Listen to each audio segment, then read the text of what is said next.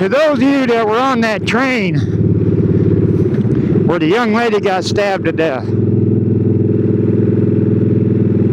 why weren't y'all carrying? You men on that train, why didn't you do something? Why didn't you stand up?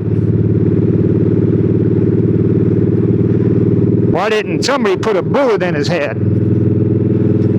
Sue whoever is involved in not letting y'all carry there on that train. Sue them